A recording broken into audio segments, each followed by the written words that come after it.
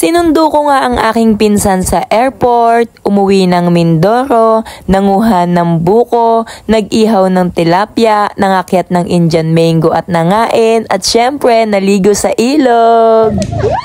Naligo sa ilog!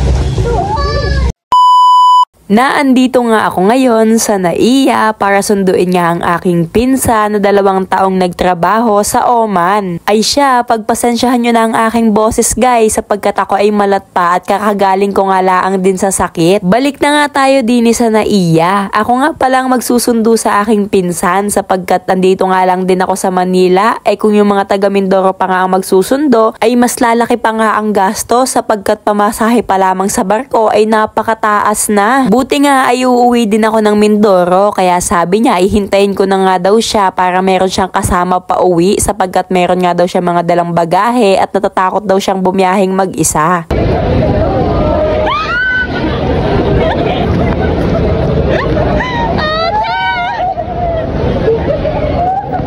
Nakabook na ako! Ay, sa saan? Hindi, nag-book ako muna din. Sabi ko, kuya, baka pwedeng bayatan na lang namin ikaw papuntang PTEX kasi ang hirap mag-book. Buendia. Abot na tayo ng PTEX? Ewan ko. Buendia daw, abot tayo. Pwede pa yun. Nasa na? Wait lang. Ito. Hindi na nga din nagtagal ang aking paghahanap sapagkat nagkita na nga din agad kami kaya naman dumiretso na nga kami ng biyahe at fast forward na din na nga kami sa barko para umuwi ng Mindoro. At dahil gabi nga kami bumiyahe at wala ngang traffic ay mabilis lamang yung naging biyahe namin sa bus. Almost 2 hours lamang tapos nakarating na din agad kami ng Batangas Pier. Fast forward na nga guys at naandini na nga kami sa Mindoro. At ngayon, nandyan ka na.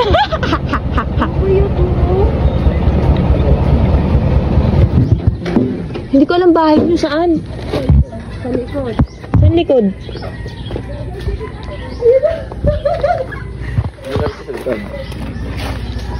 Ayaw.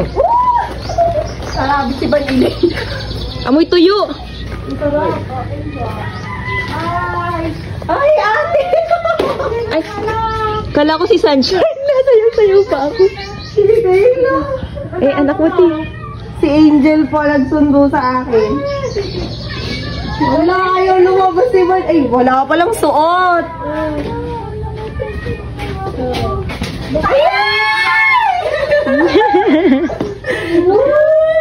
Nakabog. Si Butot. Ayos naman pala. Hello! Hindi ang taba. Wala ang ligo. Dahil dyan, half day na ako absent. Charot. Ah, si Butot. Ayun o, ayaw lumabas. Bakit? Uniform na siya.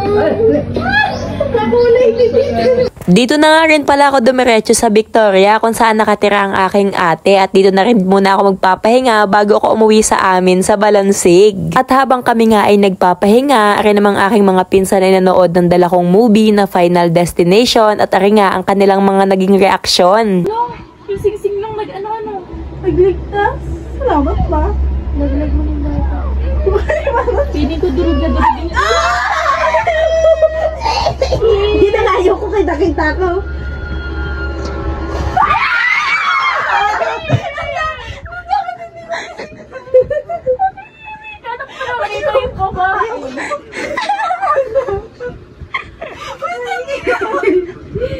Nakita. Kinabukasan na nga are at pauwi na nga kami dyan ng Balansig sakay ng tricycle. Kasama ko nga dyan pala ang aking mga pinsan, si Sunshine, si Mikay, si Ate Bane at ang kanyang asawa na si Kuya Luis. Grabe! Alam nyo ba guys, kahit di niya ako lumaki sa Mindoro, ay gandang-ganda pa rin ako sa ating lugar. Yung mga puno, yung palayan, yung simoy ng hangin, ay napaka-presko lahat. Pwede kang angkinin, ariga ah. Naandini na nga kami sa Balansig, dumaan lamang kami sa bahay at sinundo nga ang aking pamangkin tapos dumiretso na nga kami dini sa kabilang ibayo sa bahay ng aking tita. Kami nga dini ay maliligo sa ilog, mga ngalakyat ng puno ng Indian, mga ngain ng Indian mango at syempre ng inihaw na tilapia. Kahapon ba dati? Kahapon po lang umaga. Kahapon ka lang ba dumating? Oo, kahapon lang. Kahapon lang yung ginawa. Ang dami na. Ilan beses ba ako natulog? Maraming beses. Paano wala tayong tulog nung gabi? Tumulog ka na nga. Ay, kaya oo nga. Hapon nga. Naliligo tuloy ako. Ayun pala, Sunshine. Ako nilaglag pagkagaling ko doon. Mali? Po. Tinataboy lang. Nilaglag ako pagkagaling ko doon. Bakit? Ayun ko, hindi ko ba alam. Ayun o, may paliguman din. Para ba pag-usapan ka ma? Yes! Yes! May dalagi. Ay! Dali na! Dali na din din! Dali din! Ano, maakyat ako ng Indian mango. Kaso po ako, parang mga hilaw pa eh, oh. Namiss ko to, umakyat sa puno. Let's go! Den, asan ka? Oh, dito na ako sa taas. Ang lalayo ng bunga ng Indian.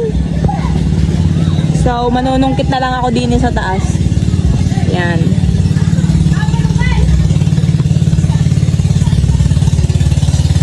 Manunungkit ako din sa taas ng puno. Yan. Kaso maghihintay pa tayo ng lalangoy kasi yung masusungkit ko ay dun babagsak sa tubig. Kaya kailangan natin ng tagakuha. Den, ikaw masimot ng Indian. Tatry pa.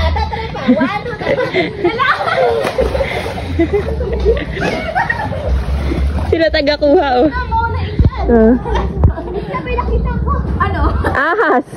1, 2, 3. Hindi na kayo mag-ano. Magkahon dyan ha, magkahon dyan.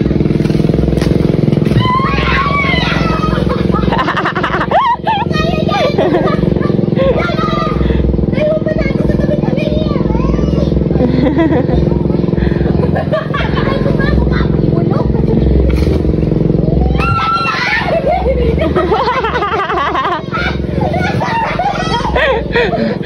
Katawa kayo ay. Hanip kayo, ang dami ko lang nilaglag. Dadalwa pa din. Mayug-yug ako ha. Doon sa may tali, sa may tali.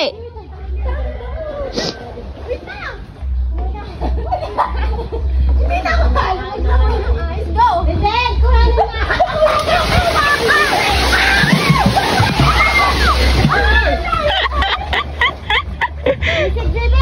Sisi, dayan doon, dami nakikita ko. Yan, Mika, yan.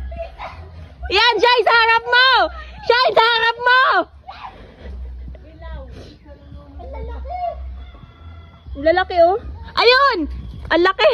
Yung mukha pala.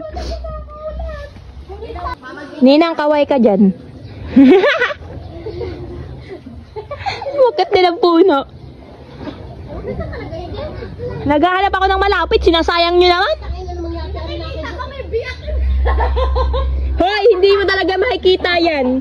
Doble-doble yan.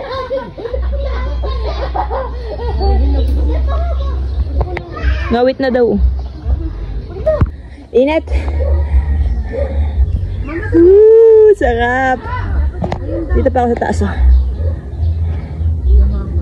Yeah. Hindi niya makukuha kasi nakasapato siya. Nandun sa pantalan. Ay, mati nakatayo. After ko ang mga lakyat ng puno, ari nga at maliligo na nga kami din sa ilog at sakto naman nakita ko aring isa kong pinsan at naglilinis nga na rin iihawi naming tilapia. Sobrang fresh na rin guys, mas fresh pa ari sa inyo. Ariga charot. Ari nga mga istang ari ay nandini nga laang din sa fishnet at nakapaligaw nga laang din sa tabing ilog at talagang inaantay nga laang kami at kami daw ang kakain na rin. Ariga special yarn, charot. Dini nga sa fishnet ay meron iba't ibang klase ng isda katulad ng tawis, dalag at tilapia at ang aming nililinis nga laang din ay yung tilapia sapagkat ari nga yung napakasarap iihaw. Ngayon naman ay maliligo naman tayo guys. Namiss kong maligo sa ilog. Tara po ligo. Wala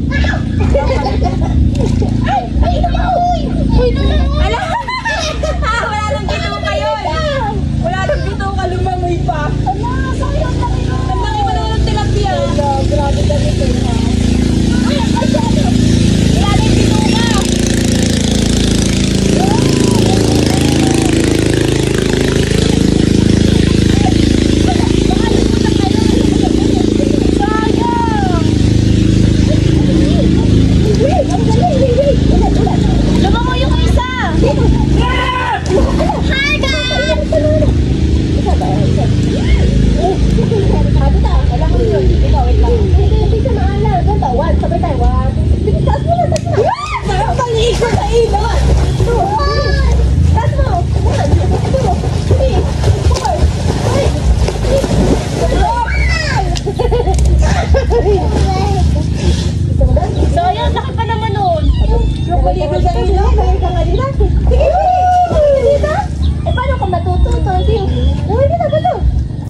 After nga namin magbabad sa ilog, ari na nga yung nilinis na tilapia kanina at naihaw na nga.